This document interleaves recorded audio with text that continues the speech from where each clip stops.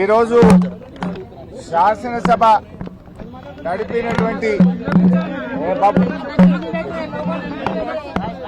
ఈరోజు తెలంగాణ శాసనసభ అంతా కూడా ఏకపక్షంగా ఒకే సైడు నడపడం పట్ల మా తీవ్రమైన నిరసన తెలియజేస్తూ ఈరోజు సభ నుంచి వాకౌట్ చేసి మేము బయటకు రావడం జరిగింది. ముఖ్యంగా ఈ శాసనసభ నడుస్తున్న తీరు పూర్తిగా ప్రజాస్వామ్య విలువలకు తిలోదకమిస్తూ శాసనసభ నియమ నిబంధనలను ఉల్లంఘిస్తూ ఈ సభ నడుపుతా ఉన్నారు. మొన్న బీఏసీ మీటింగ్ కు గంటన్నర సేపు ఆలస్యంగా వచ్చారు. మేమంతా పోయి కూర్చుంటే గంటన్నర దాకా బీఏసీ మీటింగ్ కు ప్రభుత్వం రాలే. బీఏసీ మీటింగ్ లో తీసుకున్న నిర్ణయాలు వేరు, ఈ రోజు శాసనసభలో బీఏసీ నిర్ణయాలని చెప్పి పెట్టింది పూర్తిగా వేరుగా పెట్టారు. బీఏసీలో 7 రోజులు అసెంబ్లీ నడుపుతామని, తర్వాత మళ్లీ బీఏసీ పెట్టి ఎన్ని రోజులు జరపాలో నిర్ణయిస్తామని బీఏసీలో నిర్ణయం జరిగింది. కానీ ఇలా బీఏసీ ఎజెండా ఏం చెప్పినారు, సభలో ఏం పెట్టారు, ఎన్ని రోజులు జరపాలన్నది స్పీకర్ గారి నిర్ణయానికి వదిలేసినాము అని. అంటే బీఏసీలో తీసుకున్న నిర్ణయాలను కూడా తప్పుదో పట్టిస్తూ సభను తప్పుదో పట్టించారు. ఇక సభ నడిపే తీరైతే పూర్తి అధ్వాన్నంగా ఉంది. ప్రధాన ప్రతిపక్షానికి మాట్లాడే అవకాశమే ఇవ్వడం లేదు. మూసీ మీద చర్చ జరిగినప్పుడు మేము కొన్ని ప్రశ్నలు సంధించాం. ఏ ఒక్క ప్రశ్నకు ప్రభుత్వం సమాధానం ఇవ్వలేదు. ముఖ్యమంత్రి గారు వచ్చి అడ్డగోలుగా గంటన్నర సేపు ప్రశ్నోత్తరాల సమయంలో మాట్లాడారు. మీరు మూసీ మీద అంత చర్చించాలనుకుంటే షార్ట్ డిస్కషన్ పెట్టండి, ఇంకో రోజు డిస్కషన్ పెట్టండి, ఎంతసేపు అయినా మాట్లాడదాం. కానీ ఇక్కడ 10 క్వశ్చన్లు ఉన్నాయి, క్వశ్చన్ అవర్ ఉంది, ఇది సభ్యుల హక్కు, ఇది ఎక్కడిది అంటే ఆయన నోటికి హద్దే లేదు. ముఖ్యమంత్రి గారు అసెంబ్లీని బూతులమయం చేశాడు. ఆయన ఎన్ని బూతులు మాట్లాడినా, ఎంత అడ్డగోలుగా మాట్లాడినా స్పీకర్ గారు ఆయనను ఆపే ప్రయత్నం చేయరు. ఇలా మేము ముఖ్యమంత్రి గారు మాట్లాడిన వ్యాఖ్యల మీద మేము ప్రొటెస్ట్ చేస్తాము, మా యొక్క సూచనలు ఇస్తాము అంటే అసలు మాకు మైకే ఇవ్వడు. మాకు మైక్ ఇవ్వకుండా ఇంకొక విపక్షానికి మైక్ ఇచ్చారు, సంతోషం. మరి ప్రధాన ప్రతిపక్షానికి మైక్ ఇయ్యారా? అంటే మీరు సభ ఏంది, బీఆర్ఎస్ పార్టీకి మైక్ ఇయ్యము, బీఆర్ఎస్ పార్టీ మాట్లాడొద్దు అనే పద్ధతి ఉంటే మరి మేము సభకు ఎందుకు రావాలి? పైగా మేము పోరాడి మైక్ తీసుకుంటే మీరు ముఖ్యమంత్రిని విమర్శించొద్దు అంటాడు. ఇది ఎక్కడి పద్ధతి? అంటే ఇలా రాహుల్ గాంధీ గారు పార్లమెంట్ లో ప్రధానమంత్రిని విమర్శిస్తలేరా? రాహుల్ గాంధీ గారు ప్రధానమంత్రి మీద మాట్లాడతలేరా? మరి మేము ముఖ్యమంత్రి మీద మాట్లాడకపోతే సభకు రావడం ఎందుకు?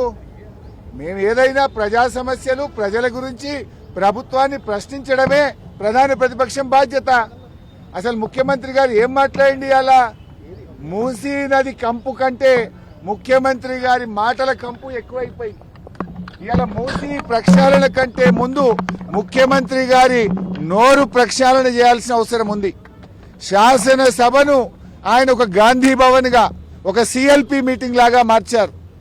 శాసనసభలో ప్రతిపక్షాలు అడిగిన ప్రశ్నలకు ప్రభుత్వం సమాధానం చెప్తుందా?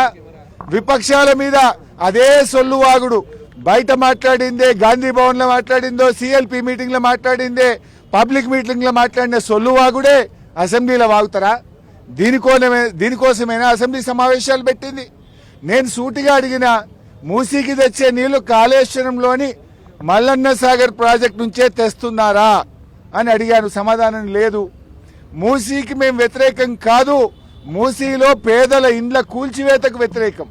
ఆ పేదలకు 2013 చట్టం ప్రకారంగా డబ్బులు ఇచ్చారా? ఇస్తే వివరాలు చెప్పండి అని అడిగాం. ₹1 ఇవ్వలేదు. వాళ్ళ ఇండ్లు కూలగొట్టి కేసీఆర్ గారు కట్టించిన డబుల్ బెడ్రూమ్లు ఇచ్చి పంపించారు.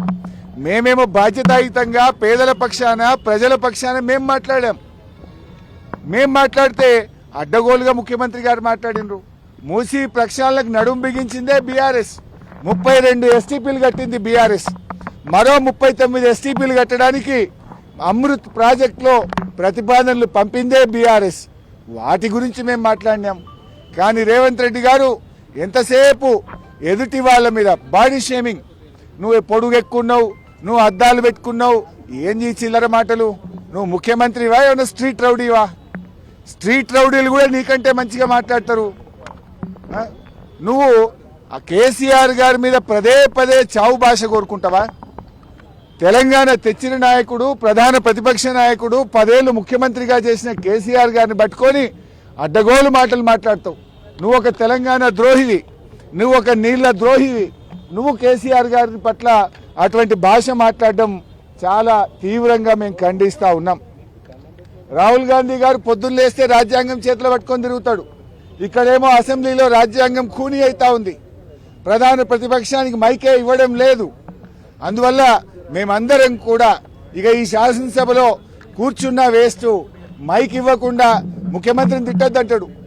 స్పీకర్ గారు ఆన్ రికార్డ్ అక్కడ కూర్చొని మీరు ముఖ్యమంత్రి గారి మీద విమర్శ చేయొద్దు అంటాడు. అనొచ్చా అట్లా స్పీకర్? ముఖ్యమంత్రి గారి మీద మీరు మాట్లాడితే మీ మైక్ కట్ చేస్తా అంటాడు. మరి మేము ఉండేందుకు అసెంబ్లీలా? స్పీకర్ గారి పక్షపాత వైఖరికి నిరసనగా ఈ శాసనసభ ఈ సెషన్ ను బీఆర్ఎస్ పార్టీ బహిష్కరించాలని నిర్ణయం తీసుకున్నది. స్పీకర్ గారు, మీరు సభలో అందరికీ సమాన హక్కులు కల్పించే బాధ్యత మీకు ఉంటది. మీరు మా దిక్కు చూడరు, మాకు మైక్ ఇయ్యరు. మేము ఒక అక్షరం మాట్లాడగానే మైక్ కట్ చేస్తారు.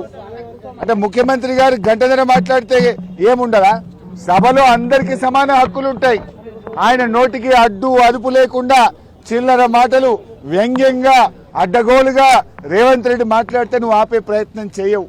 అన్ని సత్యదూరమైన అబద్దాలు మాట్లాడితే దాన్ని నువ్వు మాట్లాడవు. ఇవాళ అవినీతి గురించి మాట్లాడుతుండు. అవినీతికి ఇవాళ రేవంత్ రెడ్డి గారు అడ్డాగా మార్చిండు. రాష్ట్రంలో ఎప్పుడు లేని ఇవాళ ఏ బిల్డింగ్ కు పర్మిషన్ రావాలన్నా, యూసీ ఇవ్వాలన్నా స్క్వేర్ ఫీట్ కు ఒక ఆర్ఆర్ ట్యాక్స్ పెట్టిండు. ఆర్ఆర్ ట్యాక్స్ పెట్టింది నువ్వు కాదా? హైదరాబాద్ లో ఏ బిల్డర్ని అడిగినా బిల్డరు చెప్తారు కదా, యూసీకి ఎంత తీసుకున్నావు, లేదా బిల్డింగ్ పర్మిషన్ కి ఎంత తీసుకున్నావు, ఫైనాన్స్ లో బిల్లులు రావాలంటే 30% కమిషన్, ల్యాండ్ కన్వర్షన్ కావాలంటే 30% కమిషన్. ఈయన ఇంకా పైగా అవినీతి గురించి మాట్లాడుతుండు. అసలు నీకు మాట్లాడే నైతికత ఉందా? ఈ రాష్ట్రాన్ని అవినీతిమయం చేసినావు. ఫైల్ కదలాలంటే ఒక రేట్, పని కావాలంటే ఒక రేట్, అన్నిటికీ అఫీషియల్ గా కరప్షన్ కు కూడా ధరలు నిర్ణయించిన నువ్వు మా గురించి మాట్లాడతావా? ఇవాళ ఈ ప్రభుత్వం యొక్క తీరును, శాసనసభ నడుస్తున్నటువంటి తీరు, స్పీకర్ గారి వ్యవహార శైలి ఇలా చాలా దారుణంగా ప్రజాస్వామ్య విలువలు పడిపోయే విధంగా ఉన్నాయి.